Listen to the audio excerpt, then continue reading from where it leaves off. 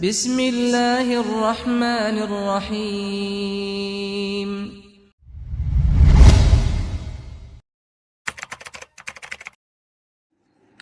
Bismillahirrahmanirrahim. Assalamualaikum warahmatullahi wabarakatuh.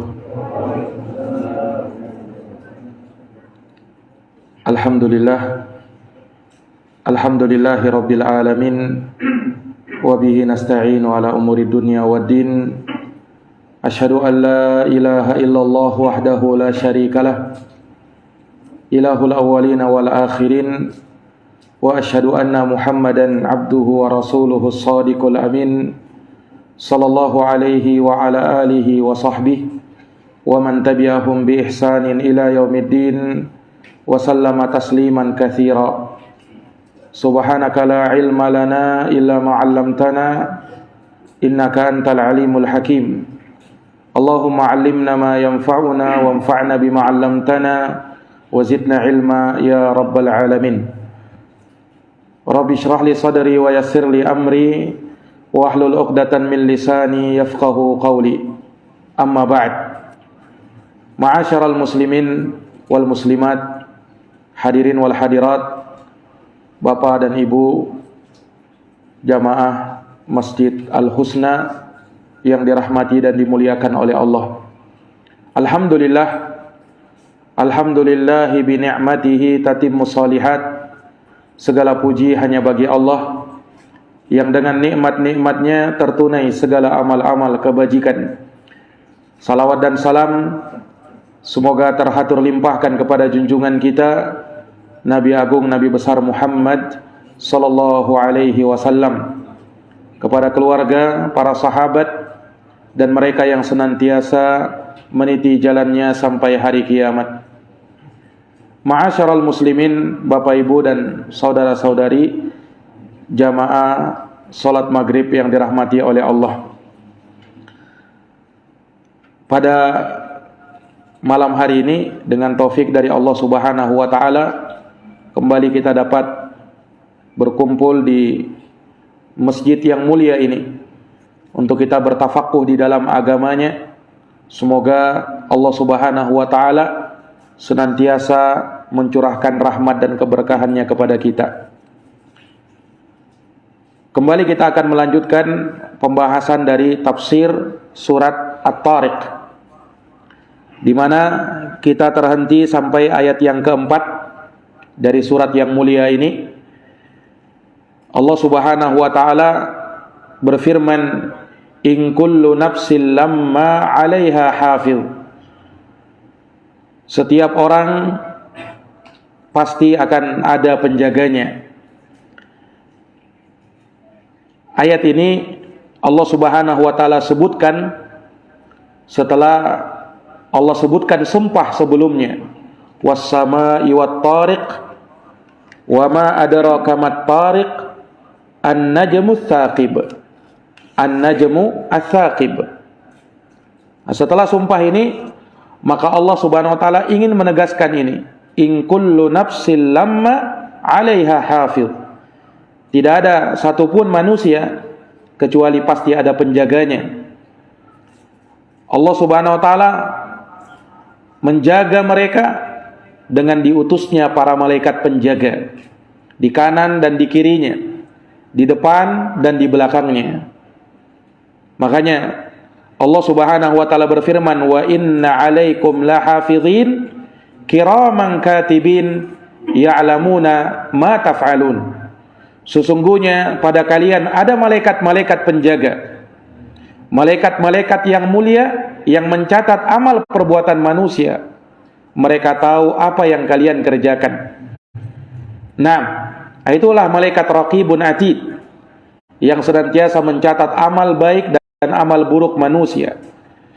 Kemudian di sana ada malaikat hafazah, malaikat penjaga. Itu yang Allah Subhanahu wa taala nyatakan dalam surat Al-An'am ayat 61. Wa huwal qahiru fawqa ibadihi wa yursilu 'alaikum hafazah. Dialah Allah yang maha berkuasa di atas seluruh hamba-hambanya. Allah mengirimkan kepada manusia malaikat-malaikat penjaga di depan dan di belakang mereka. Ini menunjukkan bahwa ada 4 malaikat yang Allah Subhanahu wa taala utus pada masing-masing manusia, di kanan dan kirinya, di depan dan di belakangnya. Dan ini sebagai bentuk penjagaan Allah Subhanahu wa taala yang sempurna untuk para hambanya. Allah jaga mereka dari kebinasaan. Allah jaga mereka dari musibah dan bencana malapetaka yang menimpa mereka. Apabila Allah Subhanahu wa taala masih memberikan umur kepada mereka, maka tidak mungkin dengan hal tersebut mereka meninggal dunia. Tapi ketika ajalnya sudah datang, maka Allah Subhanahu wa taala mengutus malakul maut untuk mencabut nyawanya, dan dia akan menghadap kepada Allah Subhanahu wa taala, Rabbul Alamin. Para hadirin yang dirahmati dan dimuliakan oleh Allah, sebahagian ulama seperti disebutkan oleh Imam Al-Qurtubi rahimahullahu taala, ada yang berpendapat bahwa in kullu nafsin lamma 'alaiha hafiz, setiap manusia akan ada penjaganya. Ada yang menafsirkan dari kalangan para ulama, yakni Allah berikan akal pada dirinya. Allah berikan akal fikiran, yang mana dengan akal fikiran tersebut dia mampu membedakan mana yang bermaslahat bagi dirinya dan mana yang bermudarat bagi dirinya. Dia bisa terbimbing kepada hal-hal yang baik, yang bisa memberikan manfaat bagi dirinya, dunia maupun agamanya. Dan dengan akal fikirannya dia pun bisa tercegah dari apa yang bisa mendatangkan mudarat, mara bahaya, baik pada dirinya, dunianya, ataukah pada agamanya. Makanya orang-orang yang bermaksiat, orang-orang yang durhaka, bahkan orang-orang yang kafir disebut di dalam Al-Quran sebagai orang-orang la yaqilun. Mereka itu tidak berakal. Dalam sebagian ayat la yatafakkarun, mereka itu tidak berfikir. Maksudnya apa? Allah berikan akal sama mereka, tetapi mereka tidak gunakan akal fikirannya dengan baik. Allah berikan hati kepada mereka, tetapi mereka tidak mampu menggunakan hatinya dengan baik, sehingga hakikatnya mereka tidak berakal, hakikatnya mereka tidak berfikir, dan hakikatnya mereka tidak punya hati. Itu orang-orang yang bermaksiat dan ingkar terhadap Allah Subhanahu wa taala. Nah, dan tentunya Allah Subhanahu wa taala adalah sebaik-baik penjaga. Fallahu khairun hafidha, dan Allah itu sebaik-baik yang memberikan penjagaan kepada manusia. Allah jaga mereka dari segala yang bisa memudaratkan mereka, baik dalam diri, dunia, maupun dalam agama mereka. Allah jaga. Kapan penjagaan Allah itu datang? Ketika hamba mampu menjaga Allah. Ketika hamba mampu menjaga Allah. Makanya disebutkan di dalam hadis yang diriwayatkan oleh Imam Tirmidzi di dalam sunannya atau di dalam jami'nya, dari sahabat Abdullah ibnu Abbas radhiyallahu taala anhuma, bahwa Rasulullah sallallahu alaihi wasallam suatu hari pernah membonceng sahabat Ibnu Abbas di belakang beliau, mengendarai ketika itu seekor himar, seekor keledai. Maka pada momen tersebut Rasulullah SAW bertanya kepada Ibnu Abbas seraya memberikan pengajaran kepada beliau, yang ketika itu Ibnu Abbas masih anak-anak. Kata Rasulullah, "Ya gulam, inni u'allimuka kalimat." Wahai anakku, aku akan ajarkan kepadamu beberapa kalimat. Pegang ini, jaga dia dengan baik-baik. Maka Rasulullah bersabda, "Ihfazillaha yahfazka." Jagalah Allah, niscaya Allah akan menjagamu. "Ihfazillaha tajidhu tujahaka." Jagalah Allah, niscaya engkau akan mendapati Allah berada di hadapanmu. "Idza sa'alta fas'alillah." Kalau kamu minta, maka mintalah kepada Allah. "Wa idza sta'anta fasta'in billah." Dan kalau kamu meminta pertolongan, maka minta tolonglah kepada Allah.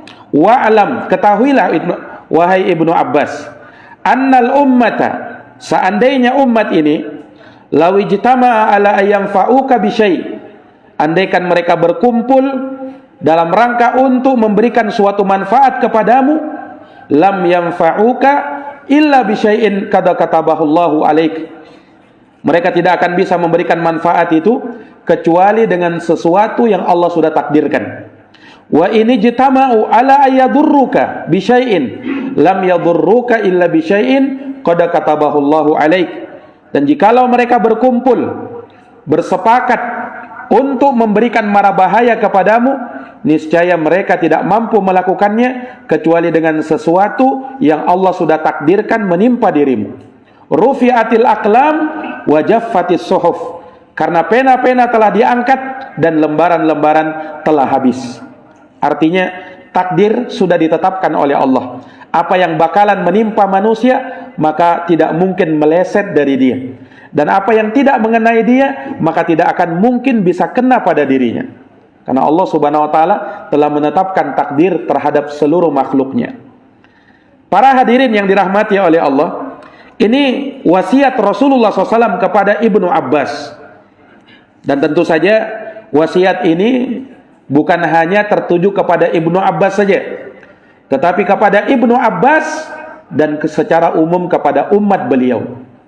Yang menjadi pembahasan kita adalah apa yang disebutkan oleh Nabi di awal hadis. Ihfazillaha yahfazka. Jagalah Allah, niscaya Allah akan menjagamu. Ihfazillaha tajidhu tujahaka. Jagalah Allah, niscaya engkau akan mendapati Allah di hadapanmu. Para jamaah sekalian, apa makna kita menjaga Allah? Apakah Allah itu butuh penjagaan kita? Tentu tidak. Allah itu tidak butuh kepada makhluknya. Allah itu maha kaya. Allah tidak butuh kepada makhluk. Allah bahkan tidak butuh kepada ibadah makhluk. Allah tidak butuh kepada iman kita. Allah tidak butuh kepada amal kita. Kita beriman, kita beramal, itu tidak akan menambah kekuasaan Allah sedikit pun juga. Karena kekuasaan Allah sudah sempurna. Kita beribadah kepada Allah tidak menambah sedikit pun apa yang dimiliki oleh Allah Subhanahu wa taala, sebab apa yang dimiliki oleh Allah telah sempurna. Kalau begitu, untuk apa kita beriman? Untuk apa kita beribadah? Kita beriman, kita beribadah, kita beramal, kita berbuat baik untuk diri kita sendiri, bukan untuk Allah. Kalau untuk Allah Subhanahu wa taala, Allah tidak butuh kepada hambanya. Allah maha kaya. Bahkan disebutkan, andaikan manusia ini semuanya berhati seperti hatinya Nabi Muhammad SAW, maka itu tidak akan menambah kekuasaan Allah sedikit pun juga, karena kekuasaan Allah telah sempurna. Demikian pula sebaliknya, andaikan seluruh manusia hatinya seperti Fir'aun sekalipun, semuanya, niscaya mereka tidak akan bisa mengurangi kekuasaan Allah sedikit pun juga. Makanya Allah berfirman di dalam Al-Quran, in takfuru antum wa man fil ardi jami'an fa innallaha ghaniyun hamid. Andaikan kamu kafir dan seluruh manusia kafir di muka bumi ini, ya, maka sesungguhnya Allah tidak butuh kepada makhluknya, dan Allah itu maha kaya lagi maha terpuji. Nah, ini para hadirin yang dirahmati dan dimuliakan oleh Allah Subhanahu wa taala. Jadi Allah tidak butuh penjagaan kita. Terus mengapa dalam hadis disebutkan siapa yang menjaga Allah, maka Allah akan menjaga dia? Nah, ini kita butuh melihat keterangan para ulama rahimahullah ketika menafsirkan hadis yang mulia ini. Jagalah Allah maksudnya apa? Ihfadz hududahu wa huquqahu wa awamirahu wa nawahi. Jagalah Allah maksudnya kau jaga batasan-batasan Allah.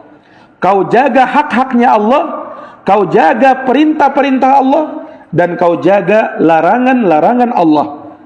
Kau jaga syariat Allah Subhanahu wa taala. Ini makna menjaga Allah. Para jamaah yang dirahmati dan dimuliakan oleh Allah, barang siapa yang ingin dijaga sama Allah, maka dia harus menjaga Allah. Apa yang dia jaga? Haknya Allah dia jaga. Batasan-batasan Allah dia jaga. Syariat Allah dia jaga. Perintah dan larangan Allah dia jaga. Menjaga perintah Allah artinya dia jalankan perintah itu. Dia jaga larangan Allah artinya dia tinggalkan larangan itu. Dia jauhi larangan itu. Dia jaga syariat Allah, maksudnya apa? Dia jaga syariat Allah dengan dia pelajari, dia tuntut, kemudian dia amalkan dan dia dakwahkan supaya syariat ini tetap terjaga. Dia jaga batasan-batasan Allah, jangan sampai dia lampaui batasan Allah. Karena Allah punya batasan-batasan yang tidak boleh untuk didekati. Makanya disebut di dalam Al-Quran, tilka hududullah fala taqrabuha. Itulah batasan-batasan Allah, jangan kau dekati. Dalam ayat yang lain, tilka hududullah fala ta'taduha. Itulah batasan-batasan Allah, maka jangan kau lampaui. Allah menetapkan segala sesuatu ada batasannya. Ibadah misalnya ada batasannya. Makanya ibadah itu dibatasi oleh Allah Subhanahu wa taala. Batasnya seperti ini. Kau lakukan begini, jangan melampaui batas. Makan dan minum silahkan, tapi jangan melampaui batas, ada batasnya. Jangan berlebih-lebihan. Wa kulu washrabu wa la tusrifu innahu la yuhibbul musrifin. Makan dan minumlah kalian, tapi jangan berlebih-lebihan. Karena kalau berlebihan berarti melampaui batas. Allah tidak suka dengan orang yang berlebih-lebihan. Berbicara silahkan berbicara, tapi jangan melampaui batas. Allah tidak suka orang yang berbicara melampaui batas. Berpakaian silahkan berpakaian, tapi jangan melampaui batas.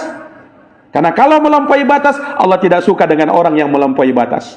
Ada batasan-batasan yang butuh kita jaga. Ini para hadirin yang dirahmati dan dimuliakan oleh Allah, menjaga syariat Allah dengan mempelajarinya.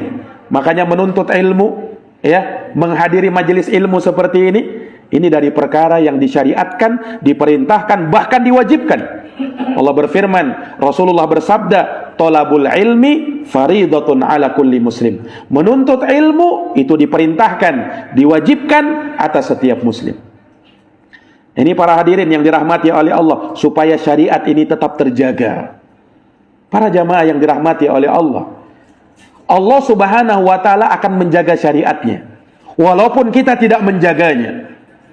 Allah akan jaga agamanya walaupun kita tidak mau menjaga agamanya. Allah akan jaga Qur'annya sekalipun kita tidak mau menjaga Qur'an itu. Terus mengapa Allah perintahkan untuk kita menjaga agamanya, menjaga syariatnya, menjaga perintah dan larangannya? Kenapa jamaah sekalian? Karena Allah ingin melihat kejujuran imannya kita. Allah ingin lihat siapa di antara kita yang bersungguh-sungguh di dalam agama ini. Allah ingin lihat. Allah tidak butuh pertolongan, Pak. Tapi dalam Quran dikatakan, intan surullaha yansurkum. Kalau kalian menolong Allah, Allah akan tolong kalian. Allah tidak butuh pertolongan kita. Tapi mengapa disuruh tolong Allah? Artinya menolong agama Allah. Allah ingin lihat di antara kita siapa yang betul-betul serius di dalam agama ini, memperjuangkan agamanya, berjihad di dalam agamanya, karena Allah Subhanahu wa taala ingin memuliakan orang itu. Jadi kemaslahatannya, kebaikannya itu terpulang pada diri kita sendiri. Ini para hadirin yang dirahmati dan dimuliakan oleh Allah Subhanahu wa taala. Iya. Maka jagalah batasan-batasan Allah, jagalah hak-haknya Allah, baik itu yang wajib maupun yang disunnahkan. Karena haknya Allah ada dua, ada hak yang wajib kita jalankan dan ada hak yang sunnah untuk kita sempurnakan.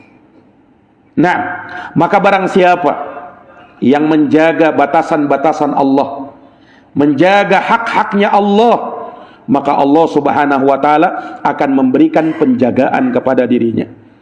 Allah Subhanahu wa taala memberikan balasan sesuai dengan jenis amal perbuatan manusia.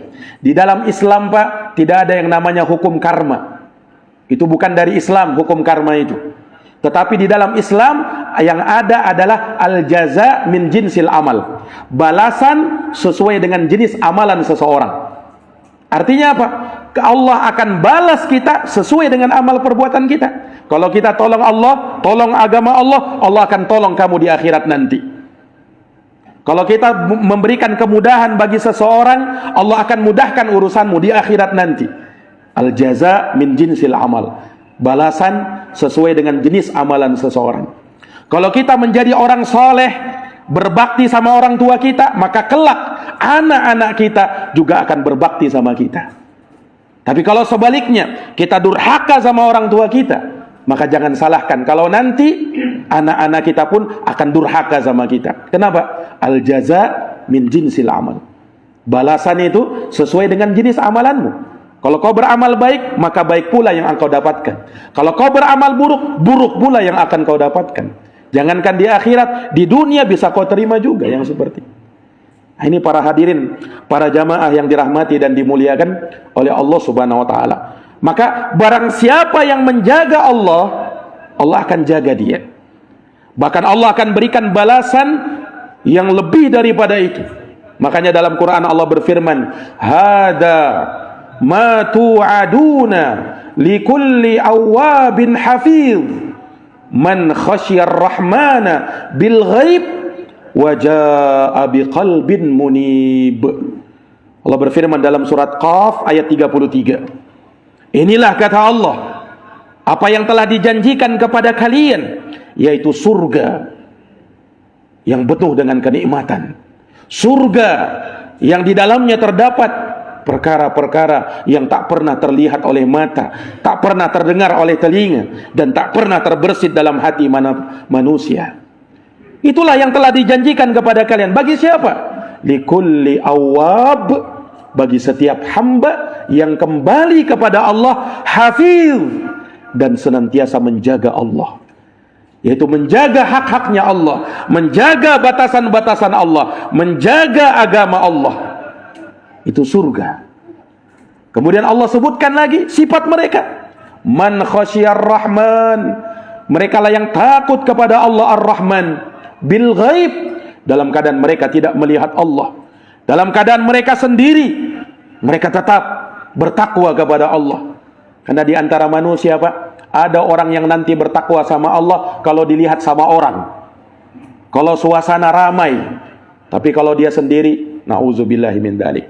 Makanya kata para ulama, ada orang yang kalau dia bersama orang lain kayak malaikat dia, tapi kalau dia sendirian kayak syaitan dia. Kenapa jamaah sekalian? Karena setan itu akan lebih dekat dengan kita kalau kita sendirian.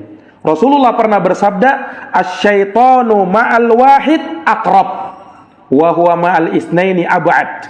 Setan itu kalau sama satu orang dia lebih dekat. Makanya kalau sendirian itu kadang setan itu lebih kuat godaannya. Wa huwa ma'al isnaini ab'ad. Dan kalau dia bersama dua orang, setan lebih jauh. Ini pentingnya kebersamaan. Pentingnya menjaga kebersamaan. Para jamaah yang dirahmati dan dimuliakan oleh Allah Subhanahu wa taala. Maka Allah akan jaga dan berikan balasan yang setimpal, bahkan lebih lagi untuk mereka yang menjaga batasan-batasan Allah, yang takut kepada Allah dalam keadaan dia seorang diri. Wajaa biqalbin munib, dan dia datang kepada Allah dengan hati yang senantiasa kembali bertaubat kepada Allah Subhanahu wa taala. Ini para hadirin yang dirahmati dan dimuliakan oleh Allah Subhanahu wa taala. Maka ayat ini ditafsirkan oleh para ulama, yaitu mereka yang menjaga batasan-batasan Allah. Mereka yang menjaga hak-haknya Allah Subhanahu wa ta'ala. Ini para jamaah yang dirahmati oleh Allah. Subhanallah, kalau kita melihat terlalu banyak kisah-kisah di dalam Al-Quran, di dalam hadits Nabi SAW, ketika seorang itu memberikan penjagaan pada dirinya, Allah akan jaga dia. Bahkan bukan hanya dia yang dijaga, keturunan-keturunannya pun dijaga sama Allah. Perhatikan jamaah sekalian, dalam surat Al-Kahfi, kita bisa baca kisahnya Nabi Musa alaihissalam bersama Nabi Khadir alaihissalam. Di mana Nabi Khadir alaihissalam berjalan bersama Nabi Musa. Nabi Musa ingin mempelajari ilmu kepada Nabi Khadir alaihissalam. Tetapi ilmu-ilmu yang diberikan oleh Allah Subhanahu wa taala kepada Nabi Khadir Itu ilmu-ilmu yang belum dipahami oleh Nabi Musa tatkala itu. Nabi Khadir alaihi salam melewati bersama-sama naik perahu dengan Nabi Musa. Nabi Khadir dibolongi perahunya, padahal sudah diberikan tumpangan gratis. Harusnya kan orang berbuat baik, kenapa malah dibolongi? Ini membuat celaka orang. Nabi Musa ketika itu protes, tapi sudah disyaratkan oleh Nabi Khadir, kalau mau ikut saya wahai Musa, jangan tanya-tanya. Aku akan sebutkan apa hikmah dari perbuatanku itu. Kemudian ketika melewati anak kecil, Nabi Khadir alaihi salam lebih mengerikan lagi. Dia bunuh anak itu. Nabi Musa protes. Nah, Nabi Khadir ingatkan, jangan tanya-tanya, nanti aku akan jelaskan. Kemudian lewat di sebuah kampung. Kampung itu adalah orang-orang yang mereka tidak bertakwa kepada Allah. Mereka minta jamuan, mereka tidak dijamu. Ini Nabi dan Rasul Allah minta jamuan, mereka tidak mau jamu. Subhanallah, akhirnya mereka pun pergi. Masih berada di kampung tersebut, ada bangunan mau roboh. Tiba-tiba Nabi Khadir alaihi salam tegakkan kembali. Nabi Musa heran, ini penduduk kampung ini tidak berbuat baik sama kita. Ngapain kita harus menegakkan bangunan yang mau roboh? Biarkan saja. Dan kalau kamu mau wahai Khadir, kamu bisa minta upah sama mereka. Tapi Nabi Khadir alaihissalam ingatkan kembali Nabi Musa. Dan sudah 3 kali peringatan itu, dan Allah subhanahu wa ta'ala, atau disebutkan di dalam ayat tersebut, perpisahan mereka. Disebutkan hikmah-hikmah mengapa Nabi Khadir alaihissalam melakukan perbuatan-perbuatan itu. Salah satunya yang disebutkan, kita ringkas saja. Mengapa Nabi Khadir alaihissalam menegakkan bangunan yang hampir roboh itu? Nabi Khadir sebutkan kepada Nabi Musa bahwasanya di bawah bangunan itu ada harta karun milik anak yatim, milik seorang anak yang mereka masih kecil. Belum saatnya mereka mengambil itu harta. Kalau misalnya bangunan itu roboh, kemudian penduduk kampung tahu ada harta terpendam di dalamnya, mereka bisa gali, mereka bisa ambil harta mereka. Maka aku tegakkan supaya bisa tertutup kembali itu harta. Kenapa wahai Musa aku lakukan perbuatan seperti itu? Ini maknanya seperti itu. Maka Nabi Khadir sebutkan alasannya. Kata beliau, wa kana abuhuma sholiha.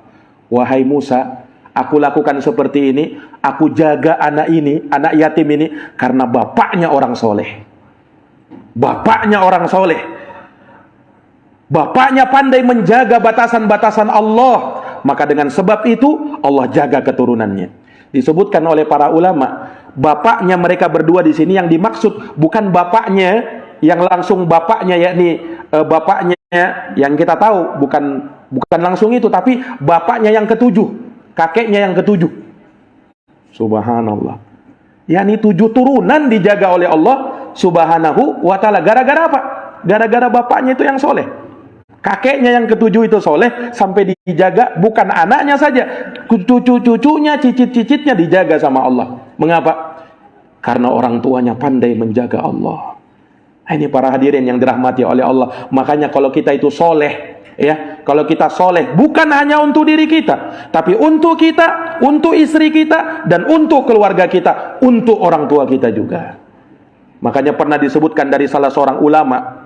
Ulama ini berkata kepada anak-anaknya, demi Allah wahai anakku, aku itu sengaja memperbanyak solat kepada Allah subhanahu wa ta'ala. Supaya apa? Supaya Allah menjaga kalian. Kenapa? Karena dengan kesolehanku Allah akan jaga kalian. Maka kalau kita ingin agar anak kita dijaga, keluarga kita dijaga, maka jadi orang soleh. Jadi orang yang pandai menjaga batasan Allah, hak-haknya Allah, perintah dan larangan Allah, maka Allah subhanahu wa ta'ala akan memberikan penjagaan yang sempurna kepada anak-anak keturunan kita. Para hadirin yang dirahmati dan dimuliakan oleh Allah subhanahu wa ta'ala, Allah subhanahu wa ta'ala memerintahkan kita untuk menjaga hak-haknya, perintah-perintahnya dan larangan-larangannya, dan itu sangat banyak. Tapi di sana ada perintah-perintah yang memang dikhususkan oleh Allah, harus kau jaga ini. Tak boleh kau telantarkan ini. Seperti apa misalnya? Solat. Solat ini ibadah pertama yang kita diperintahkan oleh Allah untuk kita jaga. Setelah kita mentauhidkan Allah subhanahu wa ta'ala. Makanya Allah berfirman tentang ini. Hafidhu ala salawat wassalatil wusta wa qumu lillahi qanitin. Jagalah solat-solatmu, kata Allah. Jagalah solat-solatmu. Dan jagalah solat pertengahan, yaitu solatul asr. Wa qumu lillahi qanitin. Dan berdirilah karena Allah subhanahu wa ta'ala dalam keadaan khusyuk kepadanya. Dalam surat Al-Baqarah ayat 238. Kita disuruh menjaga solat. Kenapa? Karena di akhir zaman, Pak, banyak orang yang menelantarkan solat. Kita bisa lihat pada hari ini. Nah, orang-orang yang mereka menelantarkan solat, mereka tidak peduli dengan solat mereka. Mereka lebih peduli dengan permainan mereka. Mereka lebih peduli dengan tontonan mereka. Mereka lebih peduli dengan pekerjaan mereka. Mereka lebih peduli dengan bisnis mereka ketimbang solatnya. Awas, orang yang seperti ini tidak menjaga Allah. Orang yang menjaga solatnya, Allah akan berikan penjagaan kepada dia. Orang yang tak menjaga solatnya, Allah tidak akan berikan penjagaan. Bahkan Allah telantarkan. Bahkan di hari kiamat dia akan disesatkan. Allah berfirman, bahkan Rasulullah bersabda di dalam haditsnya, "Man hafadha 'alaiha kana lahu nuran wa burhanan wa najatan yaumal qiyamah." Siapa yang jaga solat, Allah akan berikan cahaya, Allah akan berikan burhan, dan akan diselamatkan pada hari kiamat. Wa man lam yuhafidh 'alaiha, tapi siapa yang tidak menjaga solat, maka Allah tidak beri cahaya, tidak akan diberikan burhan, dan tidak akan diselamatkan pada hari kiamat. Dan nanti di hari kiamat dia akan dikumpulkan bersama Qarun, Fir'aun, Haman, dan Ubay bin Khalaf. Ulama mengatakan bahwasanya Allah kumpulkan dia bersama Qarun karena Qarun dulu mereka tidak solat, dia tidak solat gara-gara sibuk dengan hartanya. Maka orang yang sibuk dengan harta pada hari ini sehingga menelantarkan solat mirip dengan Qarun. Allah contohkan Fir'aun karena dia meninggalkan solat karena sibuk dengan kekuasaannya. Maka siapa yang meninggalkan solat sibuk dengan kekuasaannya mirip dengan Fir'aun. Allah contohkan dengan, Rasulullah contohkan dengan Haman karena Haman tidak solat karena dia sibuk dengan pangkat dan jabatannya. Maka siapa yang sibuk dengan pangkat dan jabatan sehingga dia telantarkan solat mirip dengan Haman. Ubay bin Khalaf dicontohkan oleh Nabi karena dia tinggalkan solat, sibuk dengan berdagang, sibuk dengan bisnis. Maka siapa yang pada hari ini sibuk dengan bisnis, sibuk dengan dagang, sehingga dia telantarkan solatnya, mirip dengan Ubay bin Khalaf. Orang yang tidak menjaga solat. Para jamaah yang dirahmati oleh Allah subhanahu wa ta'ala, solat itu harus kita jaga. Bagaimana caranya kita menjaga solat? Kau kerjakan solat sesuai dengan waktunya. Karena solat itu ada waktunya. Innas salata kanat alal mu'minina kitaban mauquta. Solat itu kewajiban atas orang-orang yang beriman yang sudah ditentukan waktu-waktunya. Maka kerjakan sesuai dengan waktunya. Jangan kau tunda-tunda lagi, jangan kau undur-undurkan lagi. Nah, kenapa? Karena orang yang suka menunda-nunda solat, bahkan mengakhirkan waktu solat sampai lewat dari batasnya, ini ciri orang munafik. Yang dia solat sengaja dia tunda sampai solat itu mau habis, baru dia solat ketika itu. Fanaqara naqratal ghurab, maka dia solat seperti mematuk karena saking cepatnya. Nah ini orang yang solat kayak mematuk, Pak. Pernah lihat orang solat begitu? Nah, artinya apa? Rukunya itu sangat cepat, belum sempurna dia ruku, langsung dia bangkit. Belum sempat dia sujud sempurna, langsung dia bangkit. Nah, ini kata Nabi, solatnya orang munafik. Naqratal ghurab, dia mematuk seperti patukan ayam, cepat betul. Nah, Allah tidak terima solat yang begini. Karena Allah terima solat itu yang khusyuk. Allah terima solat itu yang tumakninah. Kalau kau tidak tumakninah, maka solatmu tidak diterima. Berarti kau masih menelantarkan solat. Fawailul lil musallin, celaka orang-orang yang solat, alladzina hum an solatihim sahun, yaitu orang yang lalai dalam solatnya. Termasuk kelalaian ketika kau tidak tumakninah dalam solat. Solat itu dilakukan di tempatnya, di masjid-masjid Allah subhanahu wa ta'ala. Lakukan dia di sana. Warka'u ma'ar raki'in, sebab Allah perintahkan dalam Quran, ruku'lah bersama dengan orang-orang yang ruku'. Tidak mungkin kita bisa lakukan kecuali dengan berjamaah. Dan lebih sempurna lagi manakala kita lakukan di masjid Allah Subhanahu wa ta'ala. Menjaga solat artinya kita lakukan solat sesuai dengan kewajiban, rukun, dan syarat-syarat yang sudah ditetapkan. Itu artinya menjaga solat. Para jamaah yang dirahmati dan dimuliakan oleh Allah, ini penjagaan. Kalau kita ingin dijaga oleh Allah, jaga solat kita.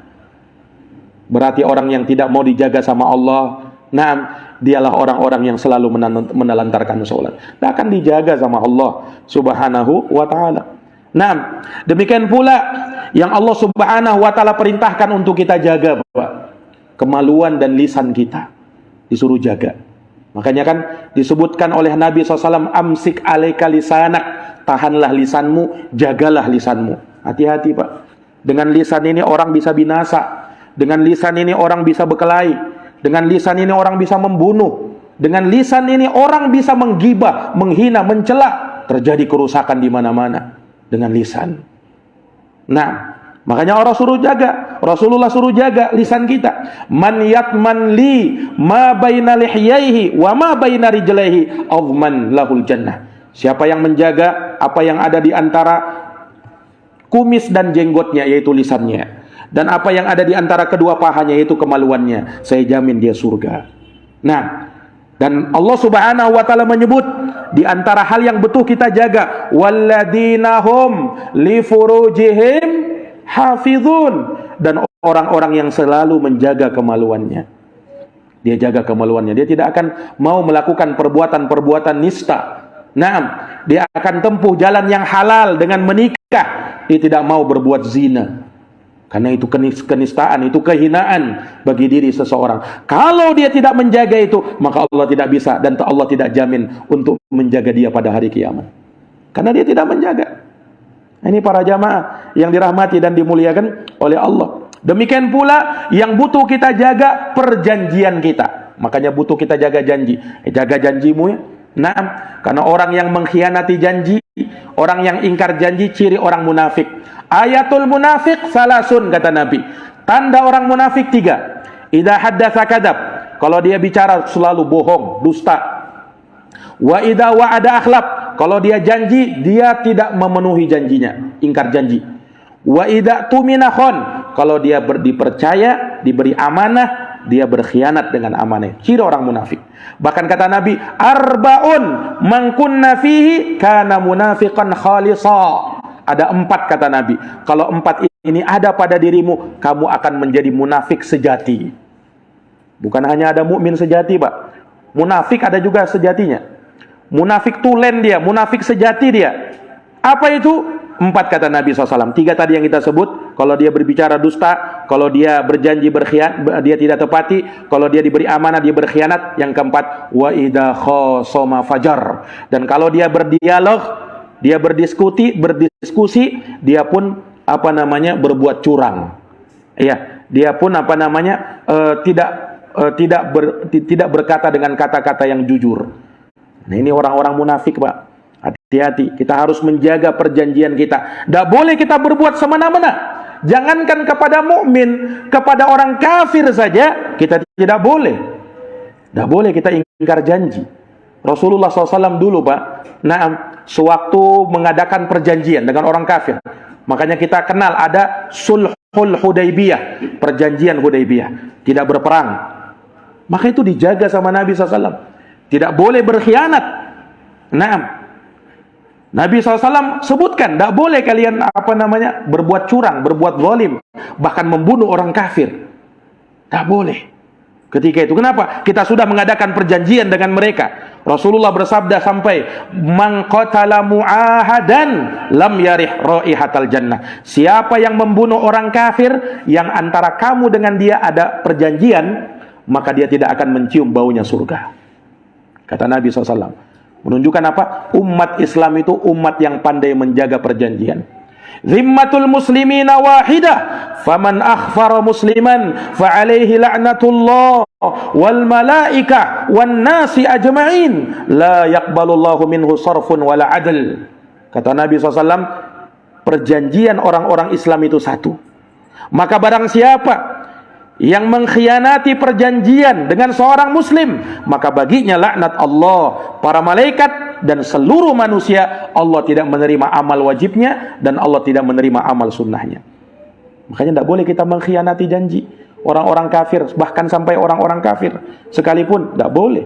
Nah, kemudian kita menzolimi mereka, bahkan sampai membunuh mereka, tidak boleh. Menteror mereka, ngebom mereka, apalagi. Nah, ini dilarang di dalam agama. Ya, makanya salah paham sebagian orang-orang itu ketika memahami jihad-jihad, tetapi tidak sesuai dengan apa yang diperintahkan oleh Allah Subhanahu wa taala dan Rasulnya. Nah, bukan jihad itu namanya. Itu perbuatan jahat yang kau lakukan. Nah, karena ummatul Islam, umat yang pandai menjaga perjanjian. Mereka tidak mau mengkhianati janji mereka. Selama mereka berjanji, mereka akan kuat, mereka akan ikat janji itu. Mereka akan pertahankan janji itu. Para jamaah yang dirahmati oleh Allah, maka ini harus kita jaga. Demikian pula para jamaah sekalian, dan masih banyak lagi apa yang harus kita jaga. Dan ingat, ketika kita mampu menjaga Allah, Allah akan jaga kita. Penjagaan Allah ada dua, kata para ulama. Yang pertama, Allah jaga dunia kita. Subhanallah, Allah jaga dunia kita, Pak. Nah, Allah jaga urusan dunia kita, yaitu Allah jaga diri kita, Allah jaga keluarga kita, Allah jaga harta kita. Dengan adanya malaikat-malaikat penjaga itu, Allah jaga, Pak. Nah, kita ini subhanallah, untuk menjaga diri kita, kita berusaha kan, penjagaan terhadap diri. Bagaimana kita bentengi diri kita supaya tidak jatuh sakit, supaya tidak celaka. Kita mungkin melakukan banyak olahraga, kita minum vitamin. Naam, kita melakukan ini dan itu, penjagaan kepada keluarga kita. Kita melakukan apa yang bisa kita berikan penjagaan. Harta kita jaga juga. Nah, rumah kita jaga. Kita mungkin bisa sewa penjaga rumah, satpam misalnya. Kita pasang CCTV untuk jaga rumah kita. Tapi ingat, Pak, penjagaan manusia biar bagaimanapun tidak akan sempurna. Kita butuh penjagaan Allah. Makanya dari doa yang diucapkan oleh Nabi, dan selalu diucapkan oleh Nabi pagi dan petang hari, Nabi sallallahu alaihi wasallam berdoa, Allahumma hfazni min baini yadayya wa min khalfi wa an yamini wa an shimali wa min fawqi wa a'udzu bi'azamatika an ughtala min tahti. Ini doa, Pak, sering diucapkan Nabi pada saat zikir pagi dan petang. Ya Allah, jagalah saya ya Allah, dari arah depan, dari arah belakang, dari kanan, dari kiri, dari atas, dan aku berlindung kepadamu ya Allah, dengan keagunganmu aku dibinasakan dari arah bawahku. Doa yang diucapkan oleh Nabi. Kenapa? Biar bagaimanapun penjagaan manusia tidak sempurna. Orang, Pak, jaga hartanya, sudah ada satpam di depan rumahnya, sudah ada CCTV-nya, tapi tetap kebobolan. Ada juga. Tapi kalau penjagaan Allah, itu yang sempurna. Ini para jamaah yang dirahmati dan dimuliakan oleh Allah. Ini penjagaan terhadap dunia. Yang kedua, penjagaan terhadap agama. Dan ini penjagaan yang lebih penting lagi. Makanya terhadap agama kita harus jaga. Allah jaga agama kita, Allah selamatkan agama kita dari syubhat, kerancuan-kerancuan dalam pemikiran, dari syahwat, dari perkara-perkara yang bisa memancing syahwat kita. Allah jaga itu, sehingga kita pun tidak melakukan perkara-perkara yang diharamkan, yang menyelisihi agama, yang bahkan keluar dari agama kita. Kenapa? Allah sudah jaga agama kita. Nah, ini luar biasa, para hadirin yang dirahmati oleh Allah. Allah jaga agama kita di dunia ini, kemudian di alam barzakh. Bahkan sebelum itu, dalam sakaratul maut. Dalam sakaratul maut, Pak, Allah jaga agama kita, supaya kita bisa mempertahankan akidah. Jangan dikira setan tidak datang pada kita saat sakaratul maut. Setan datang sama kita, merayu kita, menggoda kita untuk kafir kepada Allah. Kalau bukan penjagaan dari Allah Subhanahu wa taala, kita pun bisa kalah dalam sakaratul maut. Di saat kita masuk ke alam kubur, Allah jaga dari fitnah kubur, karena kita selalu menjaga pada saat di dunia. Di akhirat pun dengan prahara-praharanya Allah pun akan jaga. Nah, kapan, Pak, semua itu manakala kita menjaga Allah Subhanahu wa taala. Maka ayat yang mulia ini dalam surat At-Tariq ayat yang keempat, ini ayat yang sangat luas kandungan maknanya. In kullu nafsin lamma 'alaiha hafiz. Pada setiap manusia akan ada penjaganya. Allah akan berikan penjagaan manakala mereka memberikan penjagaan kepada Allah. Para jamaah yang dirahmati dan dimuliakan oleh Allah, mudah-mudahan apa yang kita kaji, apa yang kita bahas pada pertemuan malam hari ini menambah ilmu, manfaat, dan menambahkan keberkahan bagi kita untuk semakin bertakwa kepada Allah, semakin beriman dan memantapkan keimanan kita di jalan Allah Subhanahu wa taala. Jazakumullah khairan atas perhatiannya, mohon maaf atas segala kekurangannya. Kita tutup dengan doa kafaratul majlis. Subhanakallahumma wa bihamdika asyhadu an la ilaha illa anta astaghfiruka wa atubu ilaik. Subhana rabbika rabbil izzati amma yasifun wa salamun alal mursalin walhamdulillahi rabbil alamin. Wassalamu alaikum warahmatullahi wabarakatuh.